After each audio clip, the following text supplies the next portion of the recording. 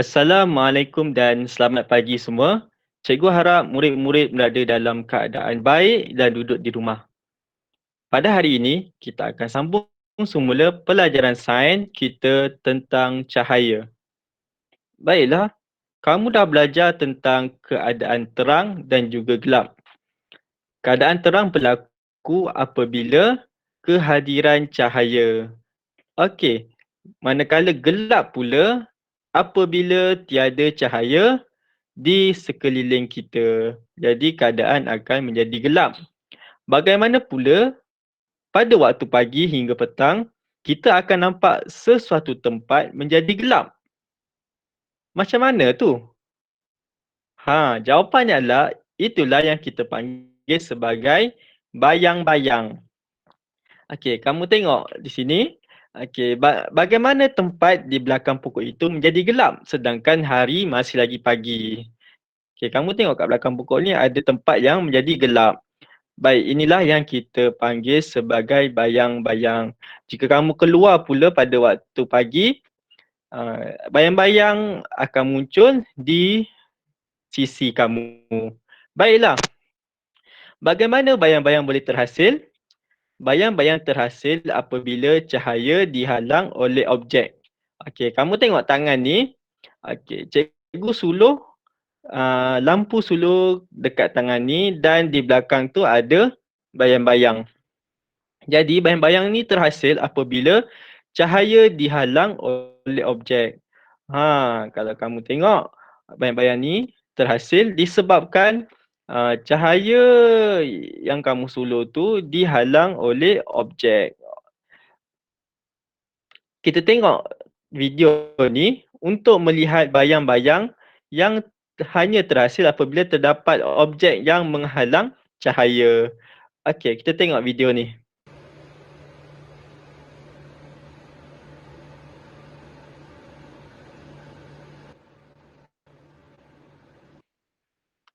Baik, berdasarkan video ni kamu tengok tangan tu gerak-gerak kan dan bayang tu ikut sekali pergerakan tangan tu.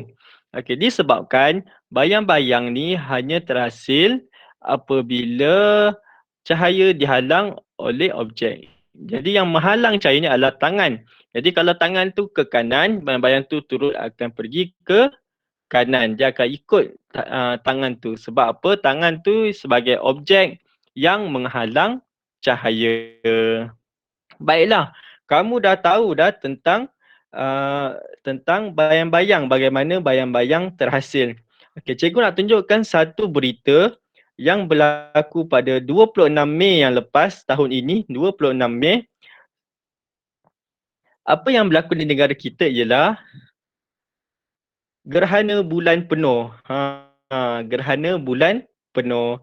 Baik, gerhana bulan penuh ni apabila bulan ni, kamu tengok daripada gambar ni bulan, cahaya matahari telah dihalang oleh bumi. Jadi, bulan ni dia terima bayang-bayang bumi. Okey. Kamu tengok ya, cahaya matahari merupakan salah satu daripada sumber cahaya. Jadi cahaya yang keluar daripada matahari dihalang oleh bumi. Okey, jadi bayang-bayang ni akan terhasil dekat bulan. Okey, itu kita panggil gerhana bulan. Manakala gerhana matahari pula, apabila cahaya matahari dihalang oleh bulan. Okey, jadi bulan dan bumi ni bertukar tempat. Bumi duduk kat belakang, bulan duduk di depan, jadilah gerhana matahari. Baik, maka bumi pula akan terima bayang-bayang daripada bulan. Okey, jadi gerhana ni sebenarnya berpunca daripada bayang-bayang juga apabila cahaya terhalang oleh sesuatu objek.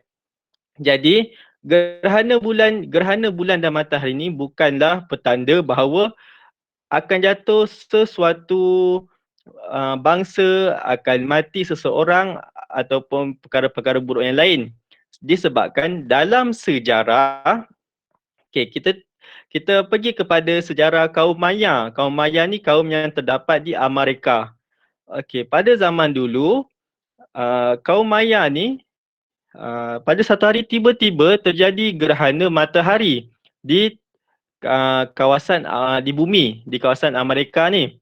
Jadi kaum Maya menganggap bahawa gerhana matahari itu menunjukkan bangsa dia ataupun tamadun dia akan jatuh. Jadi benda tu akan melemahkan semangat kaum Maya dan pada tahun tersebut juga datangnya penjajah Sepanyol yang menjajah kaum Maya. Di mana di situlah permulaan kaum Maya jatuh. Jadi gerhana matahari itu menyebabkan semangat kaum Maya hilang. Begitu juga dengan sejarah tentang kota Konstantinopel ataupun di Istanbul. Istanbul ni di Turki, di negara Turki, yang mana ketika Sultan Muhammad Al-Fatih dia ingin membuka kota Konstantinopel ni daripada kerajaan Byzantium. Dia ingin menawan kota Konstantinopel ataupun kota Istanbul ni daripada kerajaan Byzantium. Baik. Jadi apa yang berlaku sewaktu penyerangan tersebut, terjadinya gerhana bulan. Gerhana bulan muncul di kota Konstantinopel dan penduduk kota Konstantinopel beranggapan bahawa jika berlakunya gerhana bulan, maka menunjukkan kota Konstantinopel tu tak lama lagi akan ditawan. Jadi itu akan melemahkan semangat orang-orang yang berada di kota Konstantinopel dan akhirnya kota Konstantinopel telah ditawan. Jadi apa yang cikgu nak sampaikan di sini, gerhana bulan dan matahari itu bukan menunjukkan sesuatu petanda buruk. Tetapi gerhana bulan dan matahari ini menunjukkan kebesaran pencipta kita, iaitu Tuhan Allah yang menciptakan gerhana bulan dan matahari. Okey. Jadi kalau kita sebagai umat Islam digalakkan solat sunat gerhana, sunat-sunat gerhana. Baik. Jadi itu sedikit sebanyak tentang gerhana bulan dan matahari yang mana melibatkan juga bayang-bayang apabila cahaya matahari dihalang oleh bumi atau bulan. Baik, jadi seterusnya kita pergi pula kepada kejelasan bayang-bayang. Apakah yang mempengaruhi kejelasan bayang-bayang? Kadang-kadang kita tengok bayang-bayang menjadi sangat gelap. Kadang-kadang kita tengok bayang-bayang tu kurang jelas. Dia tak berapa gelap. Jadi apakah faktor yang mempengaruhi kejelasan bayang-bayang? Kejelasan bayang-bayang bergantung kepada objek yang digunakan. Okey, objek yang digunakan ni maksudnya objek yang menghalang cahaya tersebut. Okey, jadi kita akan tengok, mari kita lihat uji kaji kejelasan bayang-bayang terhadap plastik jernih, kertas surai dan kertas tebal. Okey, mari kita lihat uji kaji yang dijalankan oleh cikgu. Untuk menjalankan uji kaji kejelasan bayang-bayang, kamu perlu ada alat. Yang pertama, lampu suluh. Ataupun kalau tak ada lampu suluh, kamu boleh gunakan cahaya daripada handset ataupun telefon. Okey. Dan kamu perlu ada 3 bahan yang untuk menjalankan uji kaji ni. Yang pertama adalah plastik jernih. Baik, plastik jernih.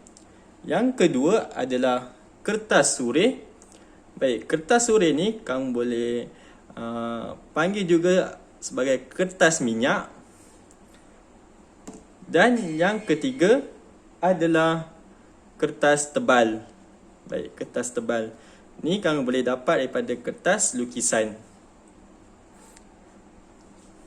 Baiklah, kita akan menjalankan satu persatu. Kita akan uji satu persatu ketiga-tiga objek ini. Kita akan tengok kejelasan bayang-bayang yang dihasilkan oleh ketiga-tiga objek ini.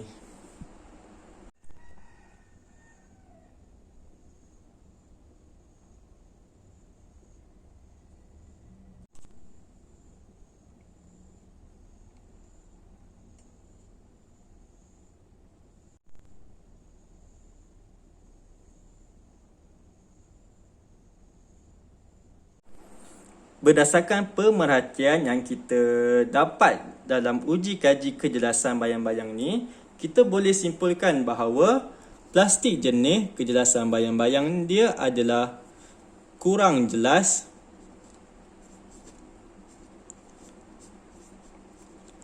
Kedua, kertas surih. Kertas surih, kejelasan bayang-bayang yang dihasilkan adalah jelas. Dan kertas tebal pula, kejelasan bayang-bayang yang dihasilkan ialah sangat jelas.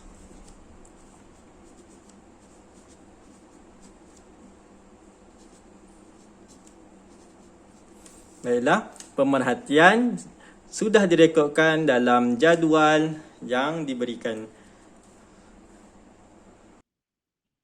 Baiklah, itulah tadi uji kaji yang dijalankan oleh cikgu. Kita boleh simpulkan di sini bahawa bayang-bayang yang dihasilkan oleh plastik jernih ialah kurang jelas.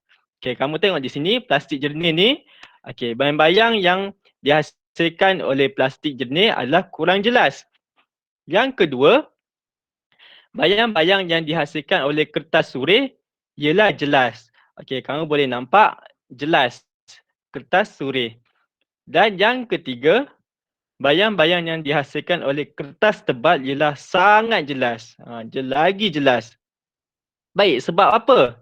Sebab apa kamu tengok plastik jernih kurang jelas, kertas surih jelas dan kertas tebal sangat jelas?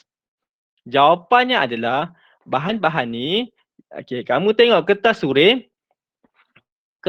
ni dia tidak berapa menghalang cahaya. Cahaya masih lagi boleh menembusi plastik jernih, silap. Plastik jernih, cahaya masih lagi boleh menembusi plastik jernih dengan sangat banyak. Jadi, bayang-bayang yang terhasil kurang jelas. Kertas surih pula, bayang-bayang yang cahaya yang dapat menembusi kertas surih sedikit. Jadi, kita boleh nampak bayang-bayang yang dihasilkan adalah jelas. Dan yang terakhir sekali, ketiga, kertas tebal pula, bayang-bayang dia sangat jelas sebab cahaya langsung tidak boleh menembusi kertas tebal. Okey, jadi apabila cahaya tak dapat tembus kepada objek tu, terhasillah bayang-bayang. Okey, bayang-bayang tempat yang gelap tu, sebab apa gelap? Sebab tidak ada kehadiran cahaya. Baik, bayang-bayang bukanlah sehebat kuasa Fang dalam animasi Bobo Boy. Kalau kamu tengok cerita Bobo Boy, kamu boleh nampak Fang ni dia ada kuasa bayang-bayang yang boleh membuat banyak bentuk haiwan dan juga ada kuasa untuk melawan. Tetapi kalau menurut sains, bayang-bayang cumalah terjadi apabila cahaya dihalang oleh objek. Tiada satu pun tenaga yang dapat dihasilkan oleh bayang-bayang. Okey, jadi bayang-bayang ni dia tak dapat sentuh kita pun. Dia tak dapat merubah sesuatu benda. Tetapi bayang-bayang ni hanyalah terhasil apabila cahaya dihalang oleh objek. Itu saja. Baiklah. Jadi dekat sini cikgu ada satu permainan interaktif tentang bayang-bayang. Jadi kamu boleh klik di sini.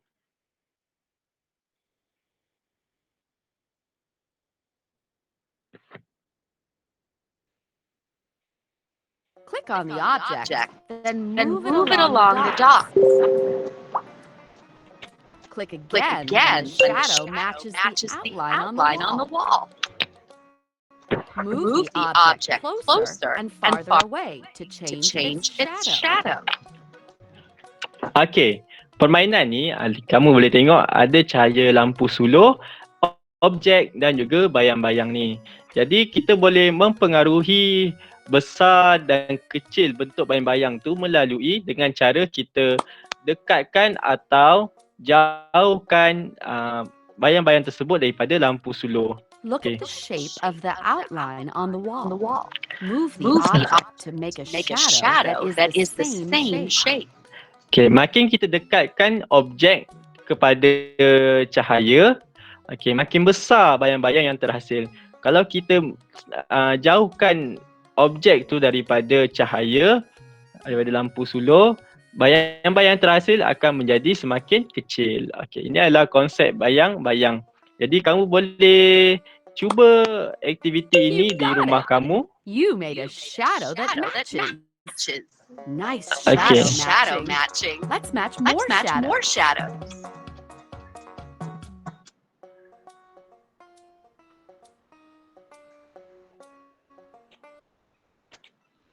Okey, jadi kamu boleh cuba permainan tadi di rumah untuk bagi lebih jelas lagi kefahaman kamu tentang bayang-bayang. Baiklah, sampai di sini saja kelas kita pada hari ini.